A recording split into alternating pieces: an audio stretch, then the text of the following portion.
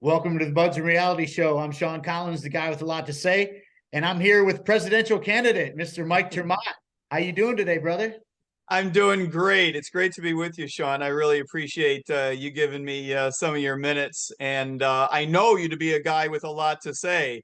So I'll try to do as much listening as possible, but I'm sorry to announce that I got a lot to say too. Oh, that's why we're having you on, man. You got to say it this time, man. It's all you, brother. But I did get your name right, though, right? It's Ter Maat. I don't want to sabotage your name. No, you got it right. But if you get the Mike part right, that's all that really matters. I wouldn't fret too badly over the pronunciation of an odd name. Gotcha, gotcha. What nationality is that, anyways? It's a Dutch name. Okay. I kind of thought it might have been a little bit of Deutschland, but Yeah, no, it's a Dutch name, and we pronounce it pretty much the way it's been traditionally pronounced. But every once in a while, one family or another will veer off the course and either give it a capital T or a lowercase m or give it a new pronunciation. And I always treat those breakaways as not adherent to the tradition to which they should be. Oh, yes, yes. But I've seen you making your rounds now for a little bit on social media and whatnot. You're running for president, so you kind of got to do those things. Um, Now, I've seen you on Larry Sharp's show, and he's doing the whole debate thing with the moderators and stuff. He's doing the debate thing. That's pretty cool. I dig that a lot, actually. It's a lot of fun. Larry's a hardworking guy, so he keeps that program moving. And you want to make your points. It's tricky because for the most part, we're all libertarians, right? The differences among us are fairly subtle, and at this point in the process, you're just trying to make your case and introduce yourself to people. So Larry's he's had a couple of debates now. Those are good vehicles for getting our message out. I love Larry. I love what he's doing. Oh He's a yeah. voice for the community. And it's funny you bring up libertarians. I'm going to show you my shirt real quick. Oh yeah. Not a real libertarian. Well, maybe you are. I And think did you, what was you know, that? you maybe you are a real libertarian, and you got to notice that your shirt actually says NOTA, NOTA. Ah, It says NOTA, real libertarian. none of the above. No, it's funny. A guy who listens to my show, he actually sent it to my house. He's a buddy of mine, so he gets my address or whatever. I would have been kind of weirded out if some strange person from out of nowhere was like, "Hey, I have your address. We're sending you this." But I was talking about it with Michael White, making fun about not a real libertarian. That's kind of the libertarian thing to, oh, you're not a real libertarian. And then the next thing I know, this shirt shows up. I was like, I gotta wear this. Well, and you may know that there's a podcast out there called Not a Real Libertarian, which is a very fun program that you'll want to check out someday. I saw Michael White on one of your recent episodes. He's a piece of work, huh? Where's he today? And he's a great dude. He's very knowledgeable in the liberty movement. A big voice. He took the he didn't take the most votes, but he got the highest percentage of votes out of any of the libertarians at the midterms, which was very cool. Yeah. No, it is very cool. Using local races to get our message out is something I really believe in a lot. It's a real important vehicle. I ran for Congress myself in Florida's District 20 a year and a half ago. It was a great experience. You don't get many votes, right? Especially if it's a weird district, which mine was, very, very blue district, and we had Republicans and Democrats running in it. So you don't get many votes, but it is an opportunity to introduce the concepts and the principles, the solutions, the programs that libertarians that we support. So in that sense, it can be a lot of fun. I bet. I've entertained, running and stuff, and I can't do it. You can. There is no, if I can do it, you can do it. It's standing in the Walmart parking lot, first to collect petitions, maybe, and then standing in the parking lots to pass out brochures. Then you're knocking on doors, door hangers. You go around to the local radio stations.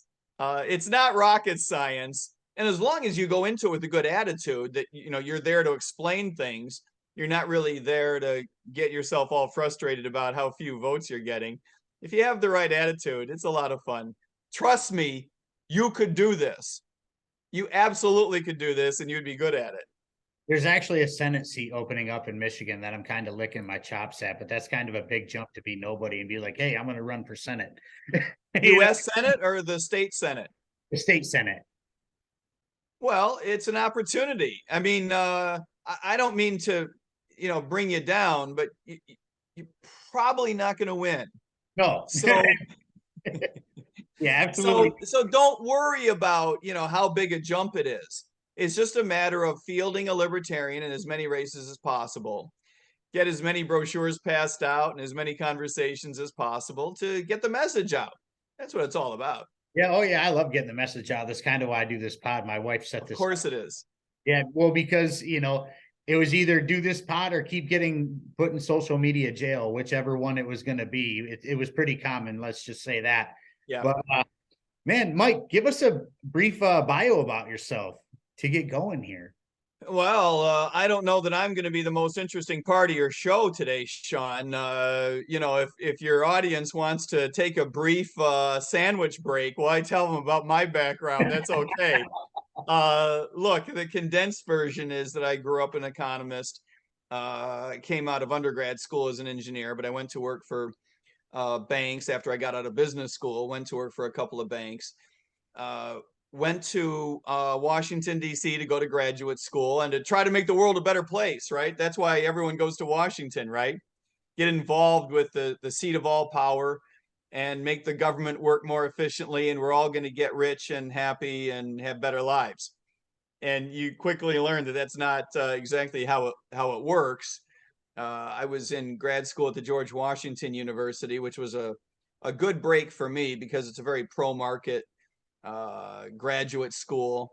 It's what we call, in those days at least, we called it the Rational Expectations School, which was a descendant of the Chicago School, which is a descendant of the Austrian School. So it's all very pro-market stuff. And I went to work for the government in 3 or 4 different agencies. I worked for the White House for a couple of years. I was in the Office of Management and Budget. I then went to work in the banking industry again as an advocate for free markets in Washington for quite a few years. Then a buddy of mine and I, we had our own business educating bankers. We did that for quite a few years. I taught economics at a couple of universities in Florida. Did some other work educating bankers and some consulting work. And then in my second career or third career, depending on how you define these things, I went to the police academy and I worked as a police officer for 11 and a half years from age 49 to 60. It's something I had always wanted to do. I'm a big believer in public service, but I put it off and put it off and put it off. I had originally, this is weird, I had originally taken an entrance exam for the police department in Washington back when I was a student, like in 89 or 90, and just decided it wasn't enough money, which may be not the best way to make certain decisions. But even in those days, $27,000 was not a tremendous amount of money to live in an urban area like Washington. So just put it off, put it off, put it off. And at age 49, as you might imagine, you can't put it off too much past that. You're getting a point of no return. It's truly a young man's sport. So I was physically very healthy, and so I managed to have a terrific experience. It's an odd experience for a libertarian. I was a registered libertarian through it all. And it forces you to give some deep thought to not only protecting individual rights, but whether police departments and individual officers are managed the way that they should be. And that's why I spend a lot of time talking about criminal justice reform, how to reform the management of police officers and departments, and ending the war on drugs, because you see up close and personal the problems that all of those things bring when you're a police officer. I used to tell everybody that I worked with, if you are not a professional economist before becoming a police officer, being a police officer will turn you into an economist, because you see the effects of bad public policy up close. You see uh, communities that you care about. You know, as a cop, you sort of fall in love with your community in certain ways if your heart's in the right place. And for most officers, I think that's the experience they have. You start caring, right? And you take certain things personally, and so you notice the effects of bad schools, bad housing policy, bad zoning. You see the effects of the black markets created by the war on drugs, the over policing, the incredible incarceration rates. You see all of these things tearing down people, families, communities. You see that the toll that it has, it can be really discouraging. And I spent a lot of time talking about that when I ran for Congress in Broward County, down there in Florida where I worked. Yeah, I know Broward County. That's like Fort Lauderdale area. Yeah, Fort Lauderdale is the county seat. Where I worked was at the south end of Broward County. And Okay. District 20 included a lot of Broward County and a little bit of Palm Beach County. So a lot of communities that had some crime problems, a lot of communities that had poverty problems. So to be able to speak to the problems of intergenerational poverty was very powerful, was very important to me personally. Was that weird being a libertarian and a cop at the same time? Yeah. I shouldn't say weird. Sometimes it was weird. Um, it's a challenge. Yeah, it's a challenge. The good news for me, I got let off the hook in a certain regard. I had a medium-sized police department, not a big police department, but we did have a separate unit that spent most of their time worrying about the war on drugs. And so as a patrol officer, I didn't have to get too involved with that. So that was huge for me personally, right? That was a good thing. But one thing that I learned that I didn't expect was that most police officers have a strong libertarian bent. And I think it comes from a couple different places. One is we all hate our employer. And if your employer is the state, it kind of automatically makes you think about the stupid laws that you're asked to enforce, right? You see the dumb ways that the city that employs you does things, the way they run things, the way they waste money, the way they manage things. And it kind of automatically makes you a little bit, if not completely libertarian, at least makes you government skeptical, right? And most cops, I think, start out as Republicans. Not all of them. A lot of them are Democrats, but most of them are Republicans. They're mostly, physically conservative. They're socially conservative. Very, pro-cop, anti-crime, rah-rah, fight crime kinds of positions. But if you're a cop for a few years, you quickly learn how complicated communities are. And it's not as simple as, do you want to fight crime or don't you? Right? You figure out quickly that there's no one who's pro-crime. That's not that's not really a thing, right? That's not really a thing. And the other thing you learn that I did not anticipate until becoming a cop, one thing that really it caught me by surprise to a certain extent, is the enormous amount of latitude the police officers have over how to do their jobs on each and every in any particular case.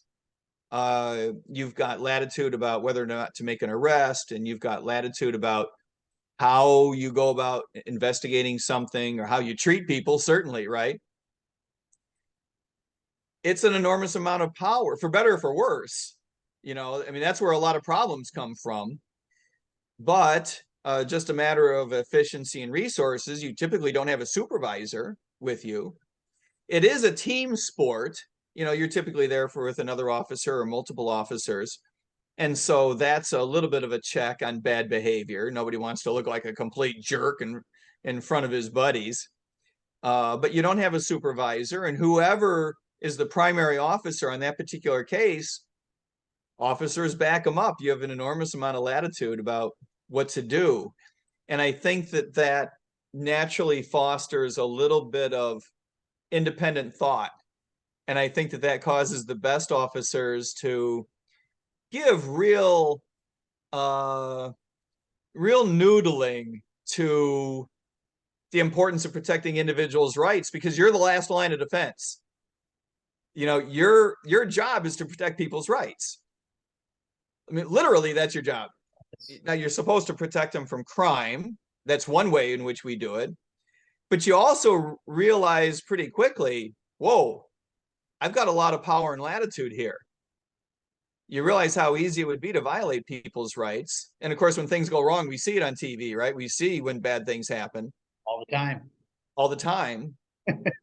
And it makes you think about it. It's a knife's edge, and hopefully you go the right direction on that knife's edge. Well, I asked the question about it being weird just because, libertarians thing is kind of like, leave peaceful people alone. And then, you do some research and whatnot, and you find out that most negative police interactions come from something like really ridiculous, such as somebody. That can be fairly innocuous when it starts, right? Yeah, like an air freshener dangling in the mirror in the window or something. You can get a ticket for that here in Michigan. I don't know if it's like that everywhere, or a guy selling Lucy cigarettes on the street.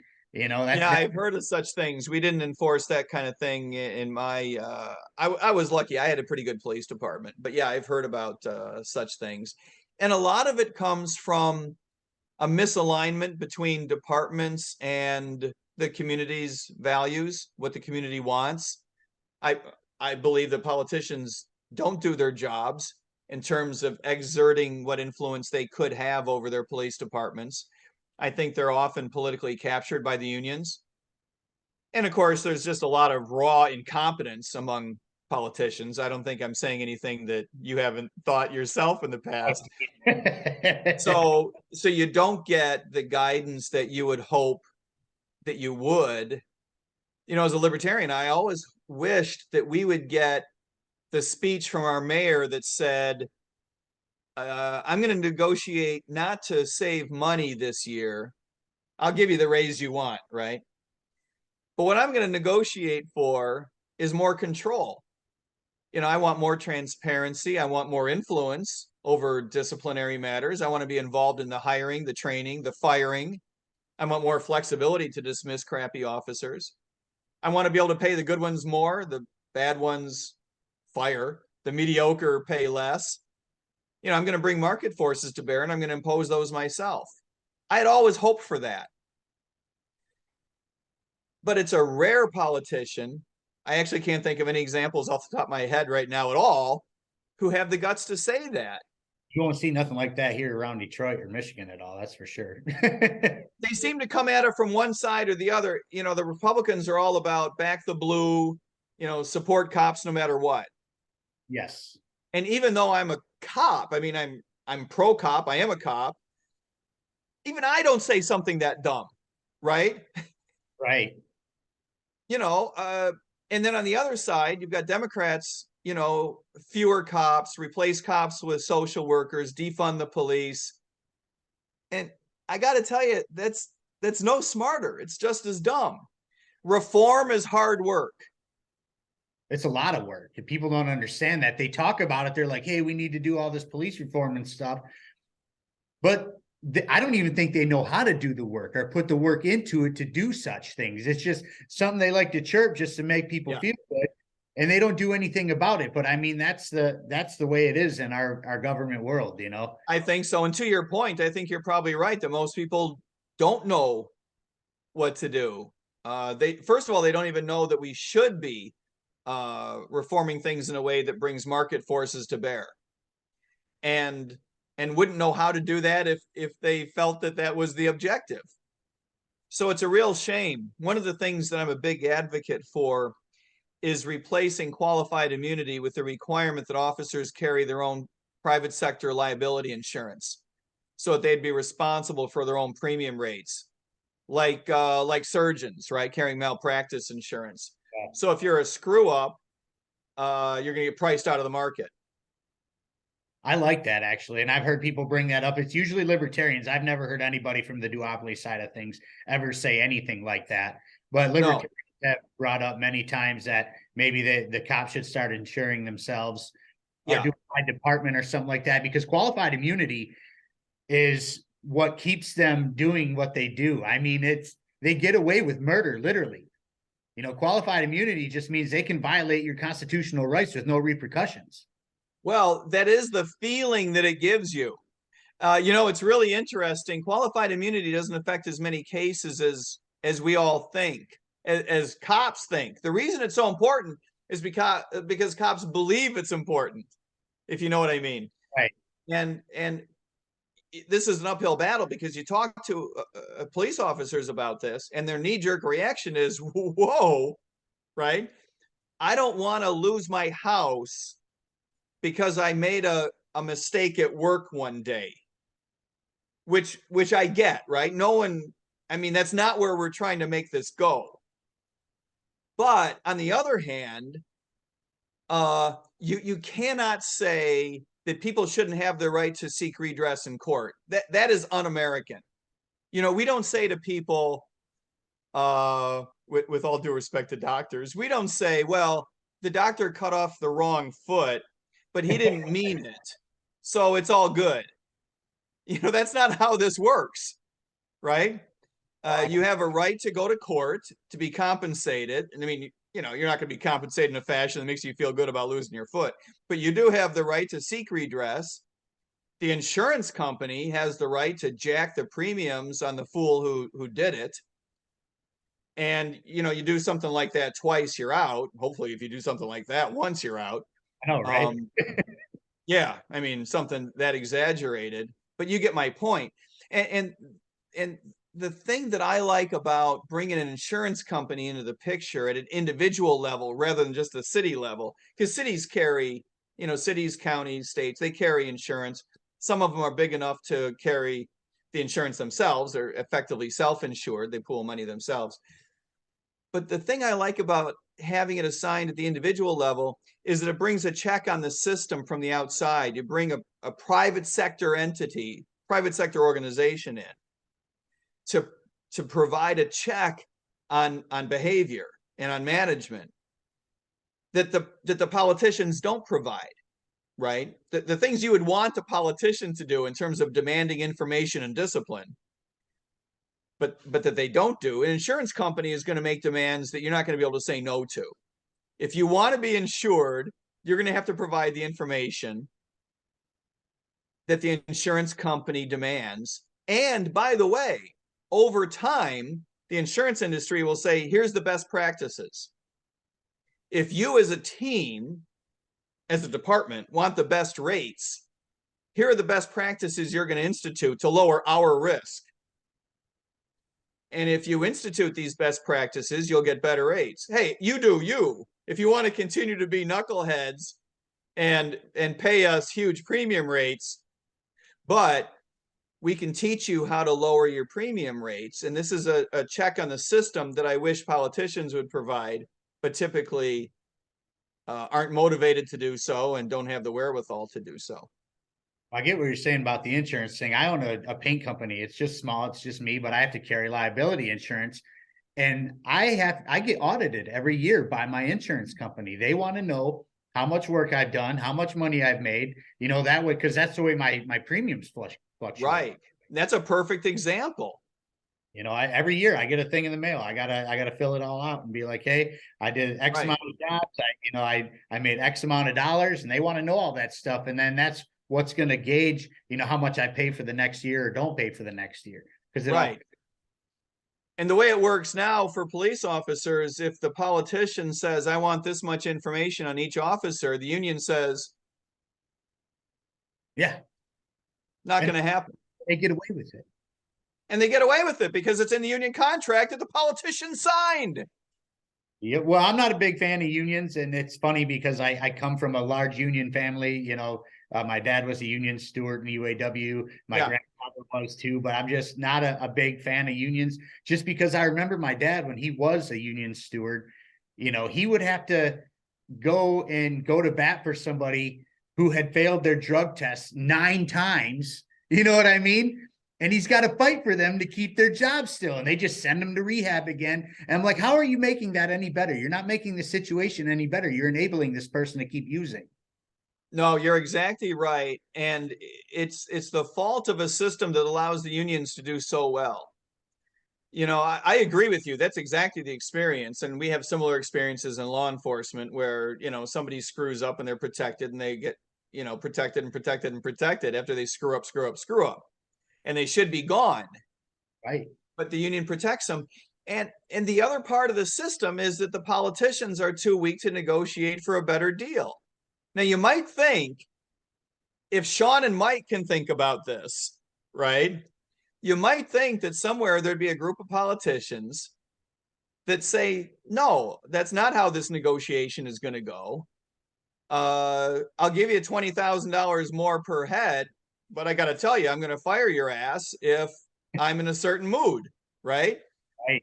I need complete control over this. And I got to tell you, most officers will go for that. If you were to walk in front of a bunch of police officers and say, who here is sick of the kind of crappy jobs that you have, working for $64,000 a year, everybody making the same amount no matter how bad your buddy over there in car 54 performs? Who's sick of that?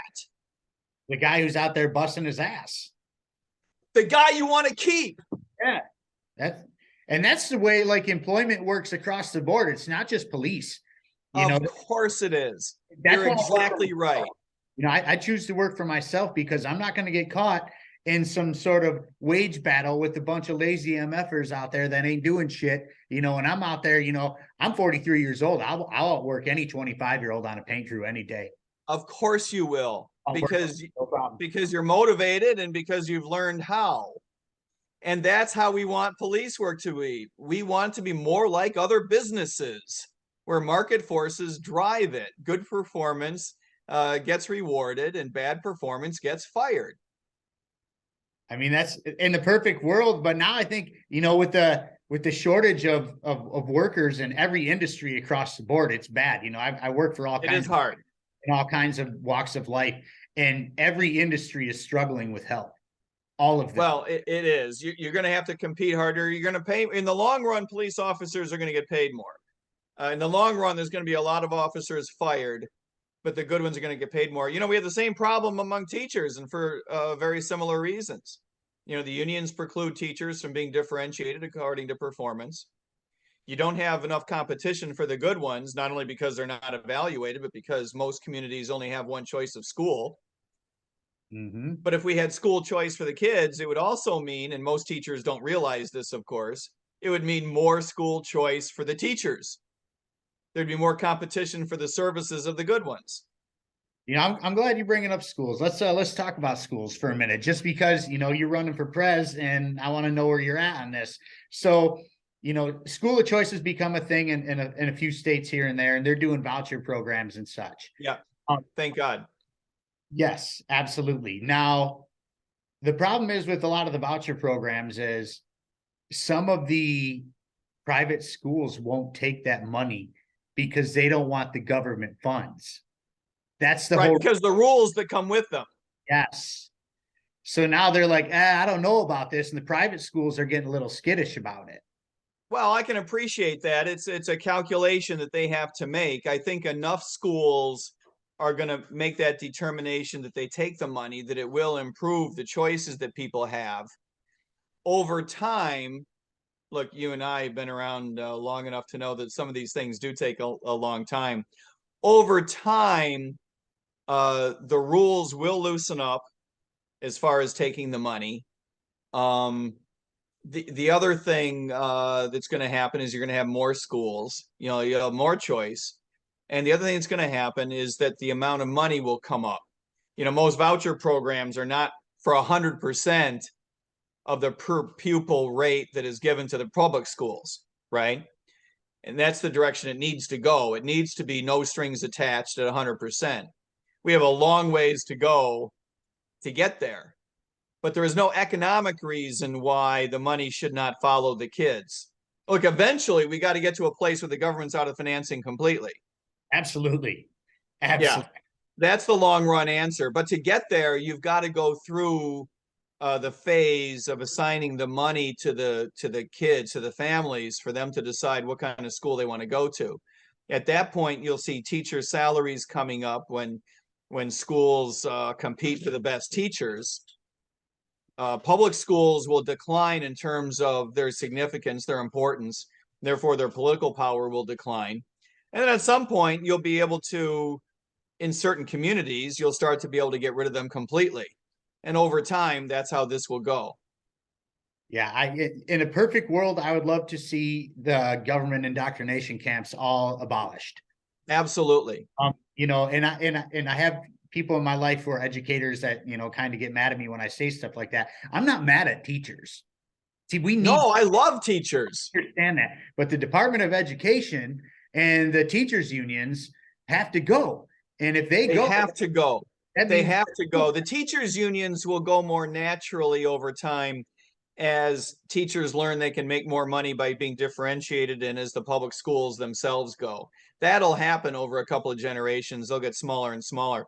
The Department of Education is a political problem. Obviously, we need a libertarian administration that'll appoint libertarians to run that organization to winnow it down and then get rid of it. As anyone who has spent enough years in Washington as I have, which is really unfortunate, knows, to get rid of an agency is a difficult thing that takes a long time. But the first step is to appoint people that'll get in on the inside and shrink its scale and scope. The Department of Education, you know, has these block grants that they use to bribe states into executing policy that the federal government wants. Yep. Which, of course, would be a federal felony if you or I did it, right? Oh, your ass it would be.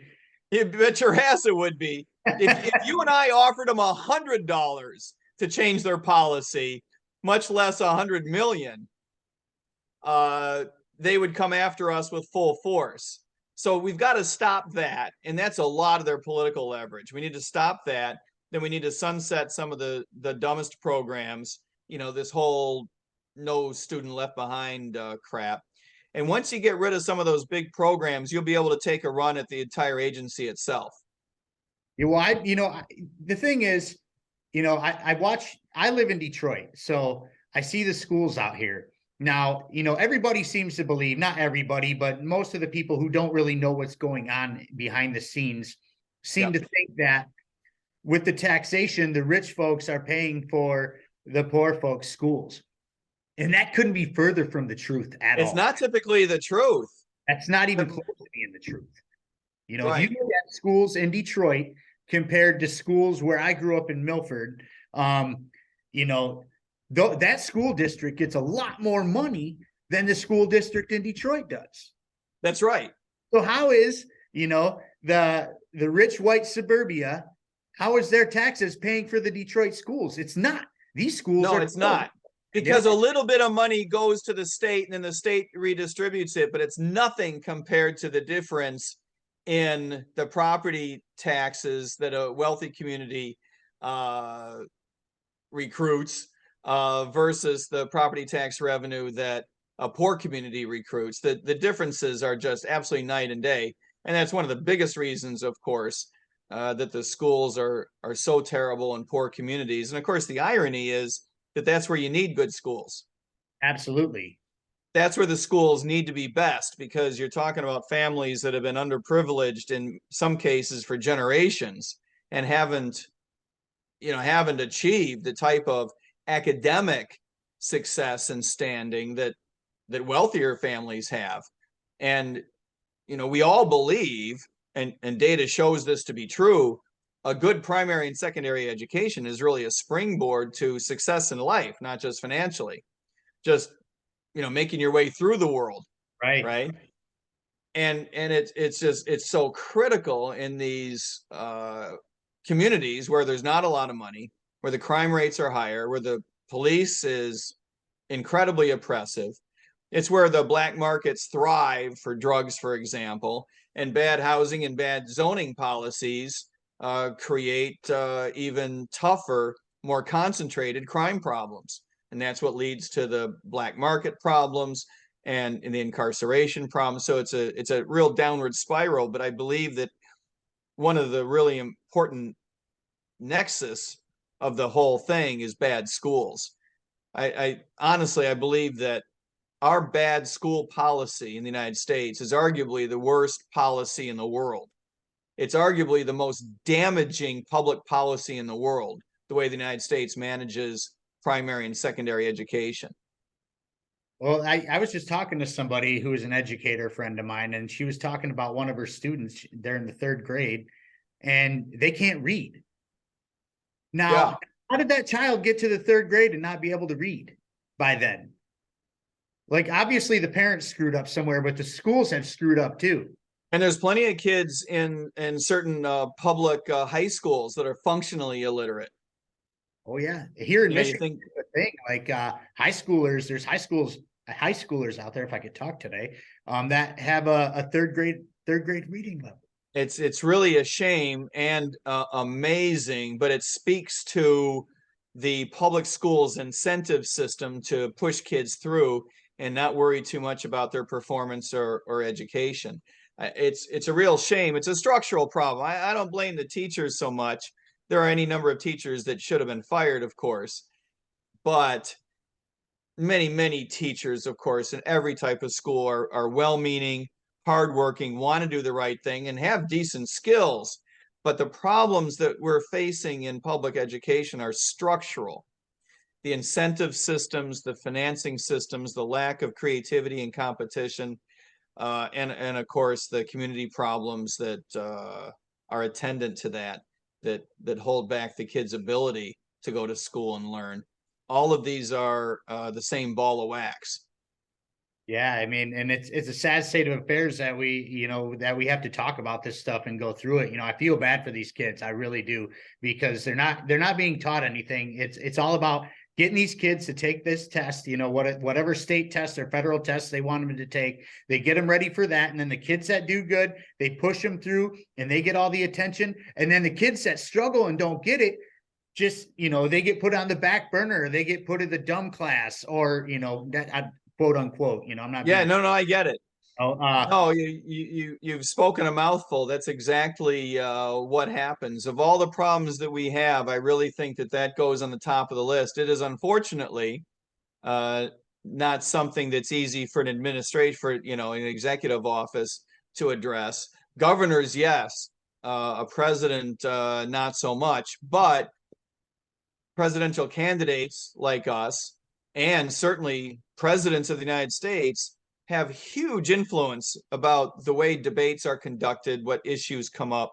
And so even though the White House does not have direct control over primary and secondary education, and shouldn't have direct control, they nonetheless have a lot of influence that they're not using in a productive way. The Biden administration, of course, has been incredibly cozy with the teachers unions, and not just over educational issues, but over COVID management and a lot of just silliness in terms of labor markets. It's a real shame. yeah, it's a disaster. But let's move on to something else, because you're an economist and I need to pick your brain about some things. Our government here, I got to sit up for this one now. Uh-oh. Our government right now is a disaster when it comes to spending, and they can't even, like, You think? I mean, that's an understatement, honestly, but like, we're at a point right now where they're fighting over the debt ceiling, whether to bring more money, whether to default, and it's like, what the hell do you do? Because we all know what's going to happen if they print more money, if they raise the debt ceiling. We're going to get bent over and take it. That's just what happens when they print money. Yeah. You get screwed every time. Oh, yeah. So that being said, what would be your solution to this disaster? Because our dollar is fitting to collapse, period. Like it's going to happen anytime. That is the direction that we're heading. I think it's important to sort of unpack the problems in the sense of which ones are immediate and which ones are long-term and which ones are medium-term, right? Mm-hmm. In the long run, the fiscal situation in the United States, the federal government of the United States is going bankrupt. it's not on a path that's going to survive this century. That is an obvious problem, but not a problem for this week. I do believe that the White House should be taking steps this week to right that ship, but let me work backwards. A slightly more urgent problem is exactly what you put your finger on, which is monetary policy. The dollar could easily collapse. I don't want to say easily collapse, but you could certainly imagine a situation in which the dollar loses a tremendous amount of value over the next generation, over the next 25 years, just because of horrific mismanagement at the Federal Reserve level. I'm a big proponent of replacing the Federal Reserve because I believe that we need a rules-based system to control monetary policy. The Fed has proven that it is not up to the task of controlling monetary policy. And I say that as someone who has spent enormous numbers of hours, thousands, literally thousands of hours working with Fed economists. I have all the respect in the world for them. But in the same way I do for teachers and cops, that doesn't mean that it doesn't need profound reform, because it does. They have proven, efforts notwithstanding, great talent notwithstanding, some of the greatest minds in the world notwithstanding, that you cannot allow an institution discretion over monetary policy and actually do a good job of preventing boom and bust in the cycle, in the GDP cycle. You can't do it. And again, that's, I speak as someone who wishes it were true, right? I wish that the Fed could do a better job. I've met with the Federal Reserve board itself in the boardroom, and I've had my banking industry research cited publicly by the Fed chairman. I've spent a lot of hours with these people. They just cannot live up to their charter. So we need to replace monetary policy that's at the discretion of the Fed with a rules-based system. And I believe that means that at an institutional level, the Fed has to go. Absolutely, man. Now, peeling back to an even more urgent matter, I do believe that you've got to get rid of this political hazard of undermining our government's debt situation with this debt ceiling fight between the two idiots, because they're fighting with each other, and they're holding, they're pointing guns, and the press likes to say that they're pointing guns at each other. But the truth is that they're pointing their guns at us. Yes, absolutely, man. If we were to default on the debt, it would cost us hundreds of billions of dollars. And that is cost that would be passed on to taxpayers. It would be passed on to anyone that owns any financial instruments. The Fed would take up the slack and start printing money. It would be an absolute mess. And I wish that they would take that off the table for now. What we do need is a cap on federal spending. Having spent a couple of years in the Office of Management and Budget, I saw how it could work. My job in those days was to work on compliance with the budget control law. In those days, we had budget control law. These days, for all practical purposes, we don't even have such a thing. But we need caps on federal spending, and we need to reform the way our entitlement programs work. We can't just keep spending money willy-nilly just because we have demographic problems. Programs like Social Security have got to be eliminated. And nobody wants to hear that, but it's the truth. We need to reform Social Security and then eventually, in the next generation, end it. Because it's programs like those that are running us just completely off the edge of the fiscal universe. Well, at the rate they're going with Social Security, it's not even like sustainable. They keep borrowing from it, number one, and they're never going to cut that back. And then number two, it's not going to be there for people like me. I'm 43 years old. Social Security is not going to be there. And, people like my mom would say, I said the same thing, and I'm like, well, it's a little different now. We weren't, $32 trillion in the hole when you were in your 40s. Yeah. Well, it is or different even now. younger. You're absolutely right. And of course, it's not going to be there in the same way that it's there for your mom. And it even for your mom, it's not there in the same way as it was for her folks. It's just not. You used to be able to get a 4 or 5% rate of return if you lived to a decent age. Not so with your mom's generation. And you'll be lucky if you get a 0% rate of return. I don't think it's going to be there at all for me. I'm on my own. I think people like me are going to be on our own when that time. Well, they could give you half as much as they'll. I'm 18 years older than you are. I'll get a bigger bite than you will. Right? They could cut that number down and down and down every few years until you won't be able to legally say I got nothing. They'll give you something. They'll give you something. But it's not going to be much, and it's going to get smaller and smaller and smaller. Hopefully, that means that the political clout of the system will diminish over time as well. But we need to give the youngsters an opt-out and convince youngsters of the truth that the system is evil. Compelling youngsters to go into a system that's going to promise them a crappy rate of return, in real terms, in all likelihood, a negative rate of return, that's unethical. That's bad stuff. We should not be doing this.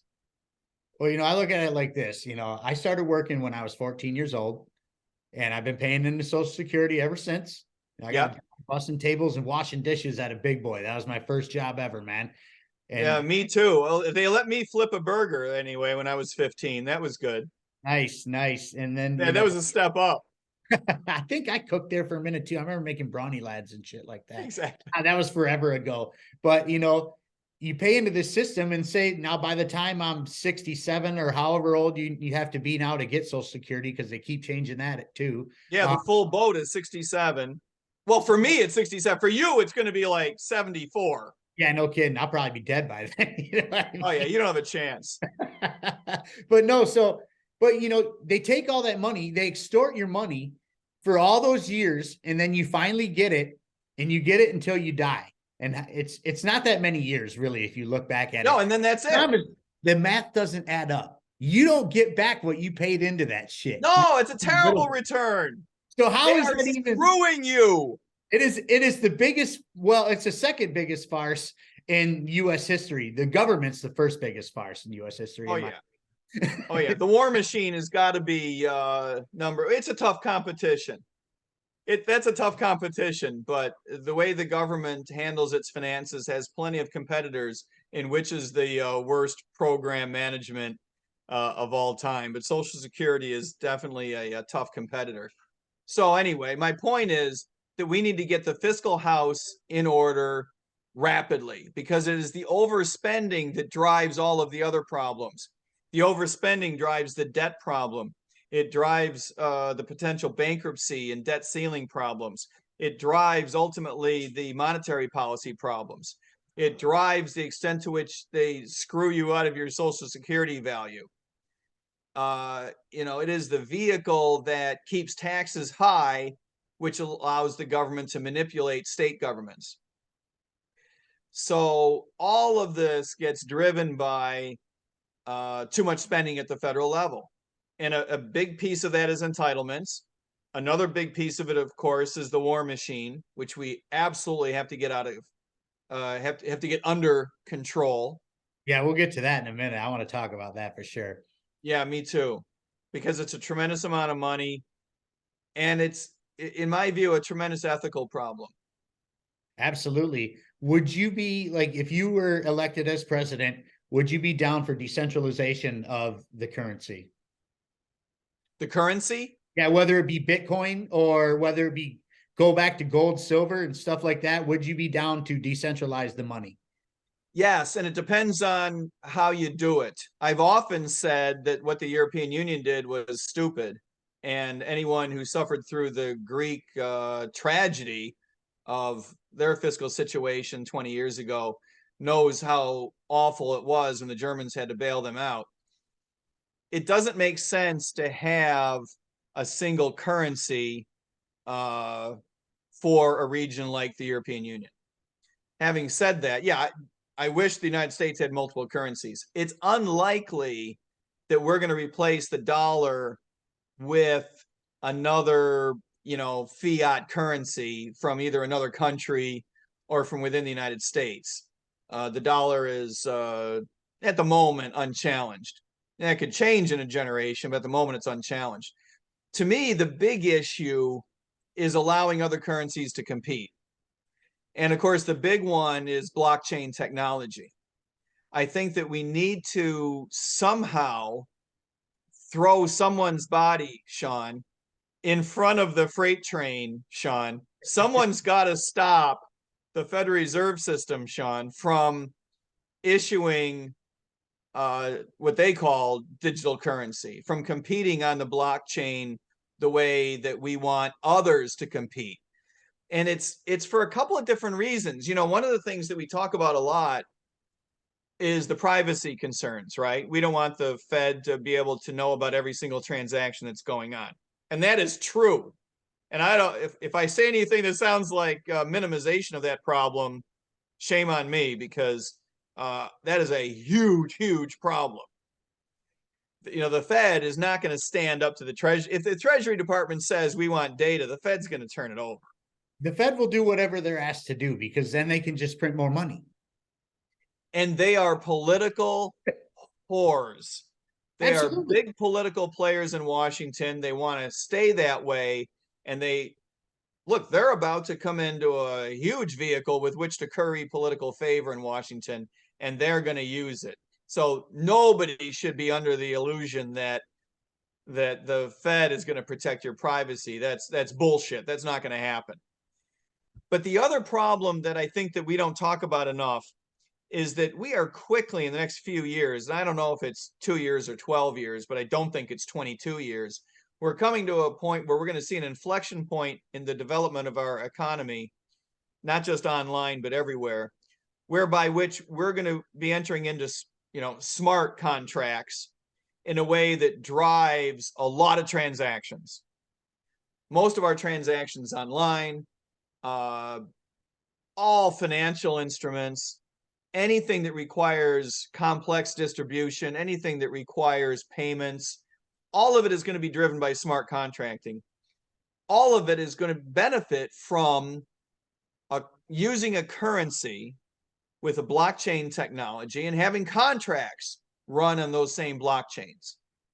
And one of my fears is that market won't develop the way that it should because the Fed has decided everyone's got to use their digital currency technology. They could even make it illegal for other digital currencies to operate in the same way. But even if they don't, they could enact regulations that make it so difficult for others to compete that effectively they would be altering the way the market would develop. And this is a very bad thing because even people a lot smarter than I am about this stuff don't know exactly how those markets are going to develop. We need multiple currencies to compete for the best ways of making that happen. I am absolutely against any type of CBDC that comes from the government and or the Federal Reserve. I firmly believe that will solidify our enslavement to the system because, I've said it many times on the show before, we're not free, we're slaves. And taxation will prove that. I mean, I don't know what else to tell folks. They take half our money and people will be like, oh no, it's only 30%. Yeah, it's 30% from your pay. And then you got to go pay a gas tax and a food tax and this tax and property tax and whatever other tax. Yeah, it's more like 40% when you add it all up. It's insane. You lose your money right there. And so, that's why I say we're slaves. The CBDC will solidify that because they're going to track every single thing you do, everything you buy. All of it. They're going to know where you're going. Like, that's the thing. They're going to know where you're at all times because they're going to know if you traveled somewhere, bam, you just bought, a beer in Tuscaloosa or, whatever it may be. That's exactly right. They're not going to need the healthcare passport. They're going to have everything they need on the currency. Yeah, I mean, this needs to be rejected by everybody. I don't think people It understand. has to be rejected by everybody. It's a very difficult thing because they've already got the pilot program up and running, and they're planning on rolling it out wholesale this year. The last hope is to stop it from going retail. And I'm just worried because it's going to have a tremendous amount of momentum by the time we get there. But we definitely, Sean, need someone, Sean, to throw themselves on that railroad track, Sean, and stop that train. We need a volunteer, Sean. Someone's got to stop this. Man, who could it be? I have Someone who really feels passionately about this. I'm busy. I'm busy. I'm out. You're running for president. My wife would kill me if I did something like that, even though that would kill me. But we would be proud of you, Sean. We would. I'm all for going to DC's doorstep and raising all kinds of hell. We're not talking J6 shit. You know what I mean? But I'm talking about getting 300 million people on their doorstep and getting real loud and pumping their fist. That's exactly right. Well, the Fed is sensitive to politics. The problem is that most people don't understand the organization, of course, and it's a very difficult thing to lobby, a very difficult thing to fire up passion about. And so they are relatively insulated from, public disposition on the things that they do, as horrible as they are. And again, I really believe they're a well-meaning institution. I mean, they really think that they're doing right. They really think that this is going to make the world a better place. It's just that they're really, really wrong. Well, because they don't have to pay for it. They don't care. No, they don't have to pay for it. And look, they all have bought into the idea that the government is a good thing and it's here to help you. They can't imagine a world in which violating everyone's privacy would be problematic. Yeah, it's a scary situation. It's really sketchy. Imagine trying to buy your guns and ammo with that stuff. Now you're a target.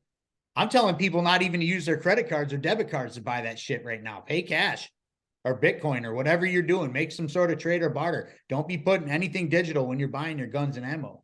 No, that is the way to do it. That is exactly the way to do it.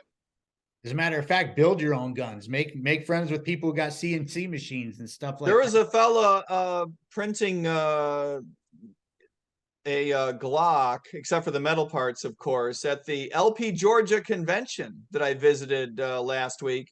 Super exciting to see that in motion, to see that in action. Yeah, I seen one person with a automatic 9mm they printed, and they melted the barrel first shot. Like they got about 9 shots out and the barrel just melted. And I was like, you must work on that, man. Yeah, you got to work on that. The materials have to be just right, or it's just not a weapon that you use for target practice, right? You fire it once to make sure it works, and then it goes under the pillow again. Yeah, that's about it, But you brought up the war machine, and that's something I want to bring up because this is a big deal what we got going on right now. Some people don't realize how close we are to a nuclear war with Russia and or China. Yeah. It's very real. And the fact of the matter is the United States government has provoked the situation in Ukraine and Russia. At every turn. And now they're provoking China and Taiwan. They just sent $500 million in weapons and cash to Taiwan. What are they trying to do here? They're provoking these people because we all know what's going to happen. When the war starts, the Fed machine prints. No question is asked. It is a huge problem. You're right about the tradition that we've had of pushing these things and financing them at your expense and at my expense, whether that's Fed printing, whether that's debt issuance, or whether that's just greater taxation. They have plenty of tools at their disposal to make these things happen. Ukraine, I think, is such an important example because I feel like we're at a turning point. I think most Americans would not be able to point to an example in recent military history and an intervention that they would say that was a good idea.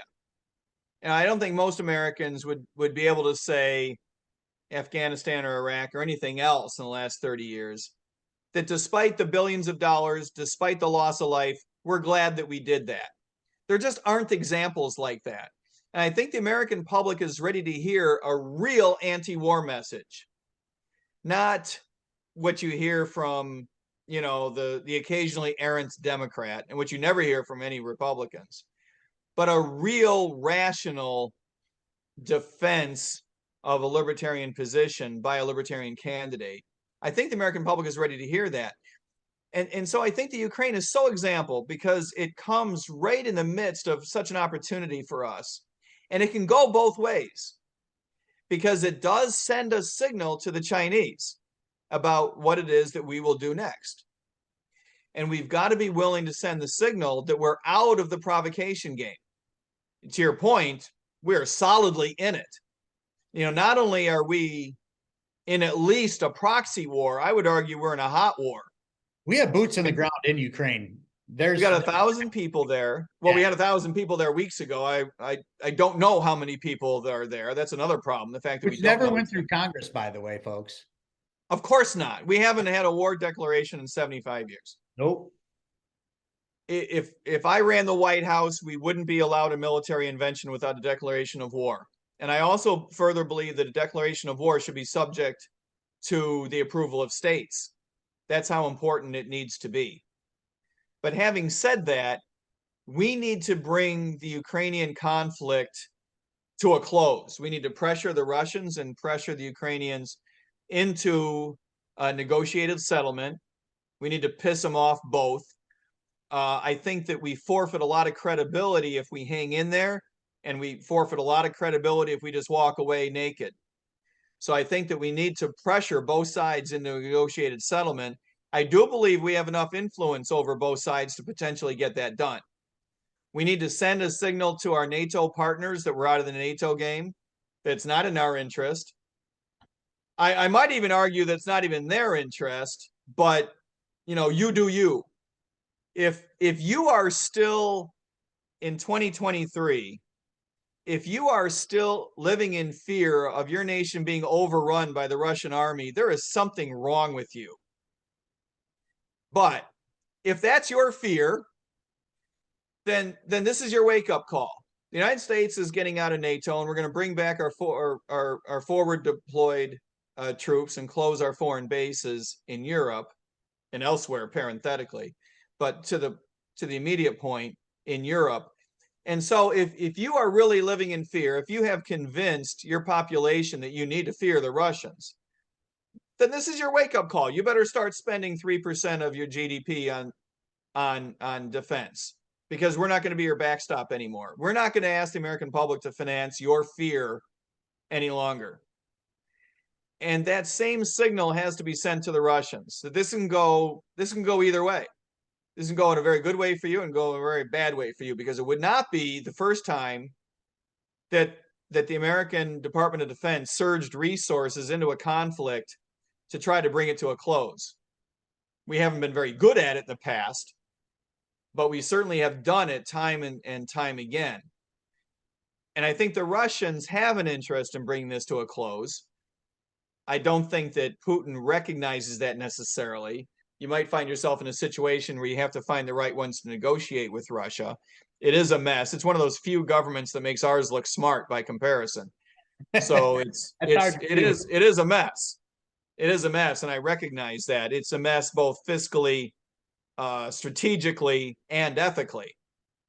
So it's a mess in every way a government can be a mess, but we need to bring that to a close. And one of the reasons it's so important is not just because it's not an ethically sustainable proposition to ask Americans to finance this prolonged war, but it's also important because we need to send the right signals to the Chinese and the Taiwanese. And I think one of the things that we've done wrong over the past generation is this policy of not being clear with our intentions in Taiwan. Because we have pursued this strategic ambiguity, so-called, right? We have allowed Taiwan to become host to strategically important industries of the United States that feel perfectly protected being there because they always figured the United States government would bail them out. And now we have this weird self-fulfilling prophecy where the US government feels like we have to protect Taiwan because the chip manufacturers are there. Of course, they're there because we accidentally led them to believe that they should be there because we would always protect Taiwan. If we had kept our damn mouths shut 30 years ago, we wouldn't be in this fix. So now is the time, and this is not camera ready, but it's phone call ready. It's time to make phone calls to the boards of directors of these usually publicly traded corporations. I got to tell you something. Strategic ambiguity is over. Let me be perfectly clear. If the Russians invade Taiwan, you're going to wish you had disinvested when you heard my voice. Don't wait 3 more years. Because we're not going to protect you. That doesn't necessarily mean I feel like subsidizing 2 guys in a garage in Omaha. But it does mean that we need to stop strategically subsidizing people's investments in Taiwan. There are plenty of other opportunities. You know, when we used to call the tigers, South Korea and Thailand and Singapore and Taiwan, when those nations were growing up 2 generations ago and a generation ago, they were all on similar paths, but we ended up fostering these strategically important industries in only one place, in Taiwan, because we sent the signal that we would protect them. And that was a dumb idea. If we had kept our mouths shut, those industries would be in South Korea and Singapore and in Thailand. And those are places that are not likely to be overrun by China. Well, it seems like we do that a lot. We make deals with these countries where like we offer them protection, like Ukraine. I mean, let's start. Exactly, like Ukraine. That's why Ukraine is so important. We disarmed them. We took their nukes from them and gave them back to Russia in the 90s. The Clintons did that. And they trusted us. In exchange for protection, so they say. But at the end of the day, it has nothing to do with protection. It has nothing to do with being the world police. It's about dominance. The United States. And the Russians recognize this, and so do the Chinese. Yes. And that's why we've been in the Middle East for, it hasn't even been, 30 or some odd years. We've been fucking with the Middle East since the 50s. This goes back to the 50s. Of course we have. And so, and I tell everybody right now, everybody needs to read Enough Already by Scott Horton. It will blow your mind. Yes. And then he's got a book coming out called Provoked. That's going to be about Ukraine and Russia. I cannot wait for that book. It's a very important story. I wish every American were familiar with it. Yeah, I've been preaching it on the show for weeks now. And Scott does a good job of explaining it. Yes, he did a great job with it. And I watch his stuff on YouTube and stuff like that. His foreign policy stuff is second to none, honestly. And he really knows his shit. And I reached out to him. I hope to hear back from him because I would love to have him on because I just finished Enough Already. And my mind's like, it matters. And I was a Bush supporter back then. I supported him twice. Holy smokes, we were all young at one point. Former neoconservative, man. That was me, turned libertarian. Oh, I know. Hey, no new taxes. Read my lips. I was a George Herbert Walker Bush supporter before you were a supporter of his son. And then he went back on that pledge. That was a wake-up call. Yeah, it's been the foreign policy, I really hope that they can get it in shape. It's never going to happen with Republicans and Democrats at the helm. We need libertarians in power to make this happen because even there will be one. The libertarian White House will happen. I believe the next 16 years.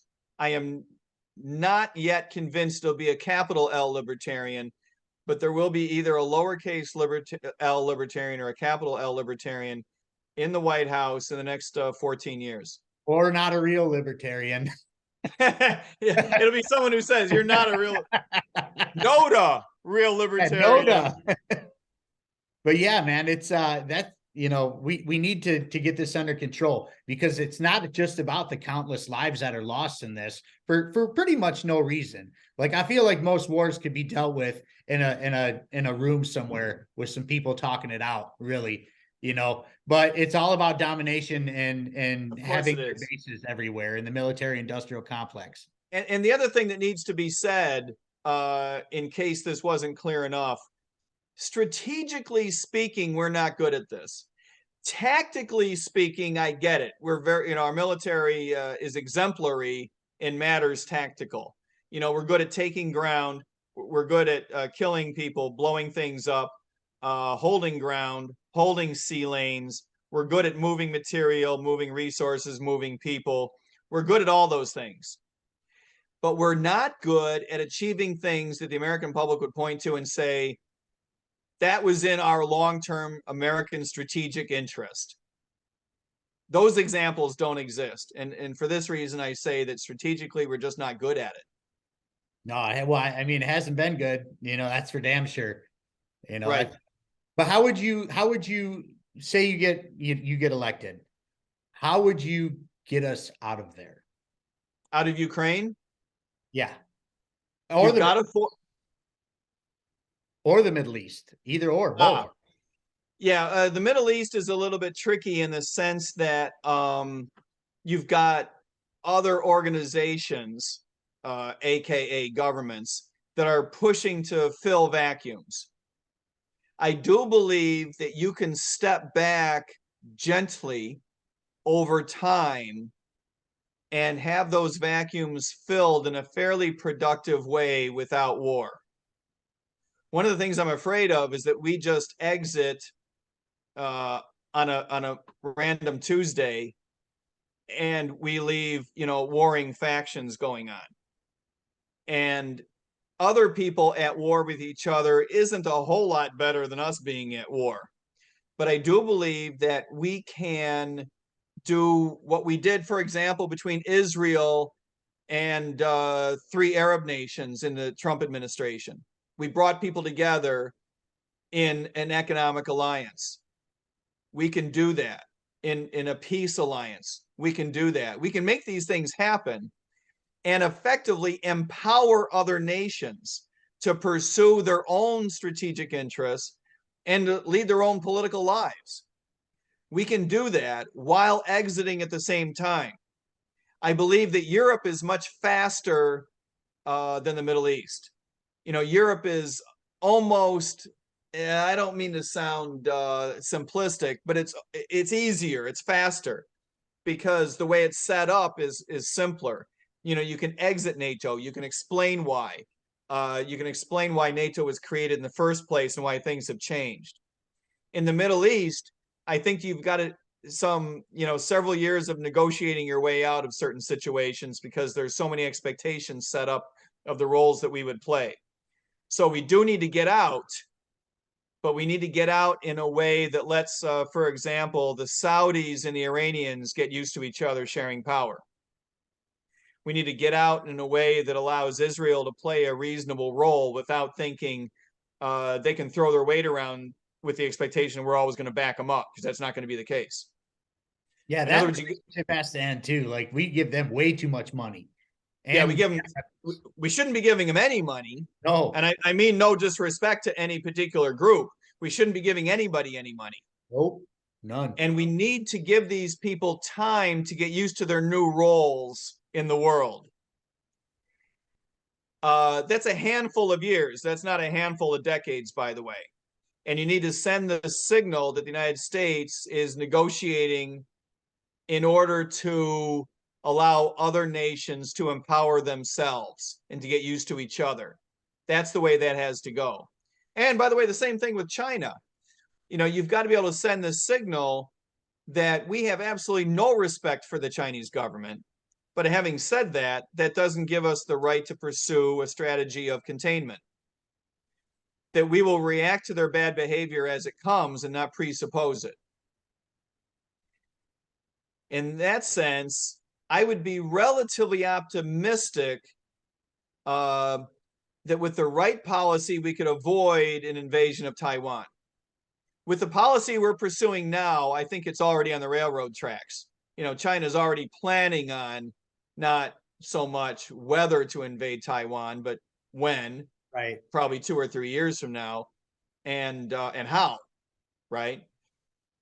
And we need to be able to send the right signals that say, we're not going to bring a NATO style alliance to your doorstep that's going to incentivize you to take over Taiwan. as an ethical matter, it's not our role, but I do appreciate those who are upset about the way Hong Kong went.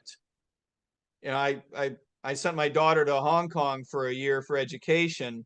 I have a soft spot in my heart for Hong Kong. But having said that, you kind of had to see that coming. Right. You kind of had to see that coming. It's a real shame. I wish it didn't happen, but you know, a deal is a deal, and you can't be seen as the guy who says no, we're not going to return Hong Kong to China. In the same sense that you can't be the guy who says, yeah, we said it was a one China policy, but we didn't mean it, and now we're going to put troops in a hot war in Taiwan. You know, we can't be doing that either. So we need to send the right signals, and we have to mean it. And I believe that only a libertarian White House would be able to say that. I believe that too, because there's nothing but war hawks in there right now from either side. The Republicans are bitching about the war in Ukraine right now, but as soon as you bring up Taiwan, all them hawks come out and they're like, all right, we got to go do Of it. course they do. If a Republican said that we weren't going to protect Taiwan, I'm not sure I'd even believe him. Right. You know, the pressure would be too great. But I think a libertarian would be able to say very credibly, that's not our intention. Everyone settle the hell down, right? Everyone be quiet. Everyone settle down. But we will react to bad behavior. Because make no mistake about it, at the present time, our military is sufficiently strong to defeat the rest of the world in an open war, even if all of our allies are on the same side as all of our enemies. That's how strong our military is. Diminishing that over the next decade cannot be done so rapidly that at any point we're going to be fearful of the Chinese, which is a second-rate army. Exactly. Yeah. So, you know, there's a big difference between sending the signal that we're not going to protect Taiwan and we should fear a Chinese attack of some sort. You know, those things don't equate. There's no reason for us to fear the Chinese at the moment. And this idea of economic competition, I think, is silly and misguided, and at best a misnomer, in the sense that you don't compete economically. What you do is you try to build up your economy as much as you possibly can. It doesn't have to be at the expense of anybody. If I were to bet on an economy, it sure as hell wouldn't be the Chinese. They have done so many things strategically wrong. From their Belt and Road Initiative, which is doubling down on 20th century technology, their financing of nations' infrastructure investments, which is what we did in Latin America, and it spectacularly blew up in the 1980s on us and on Latin America. They've obviously gotten themselves into a public policy problem with their demographic situation. That's going to be hard to explain to your grandchildren, right? That's going to be a very difficult thing to explain. That they had once a government so dumb that they undermined their own demography.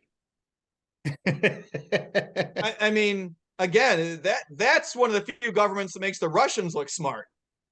I mean, that is just like fundamentally, that's not even up to evil. That's so profoundly stupid that it's hard to even react to. Like, what are you people doing?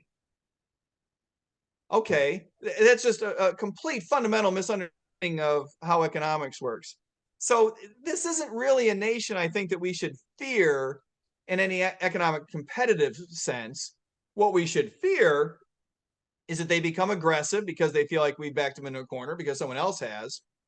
And we should fear the weird behaviors that come out of their lack of respect for rights of individuals. And not just internally. Internally, they're obviously a disaster and I don't use this word lightly, a potential Holocaust.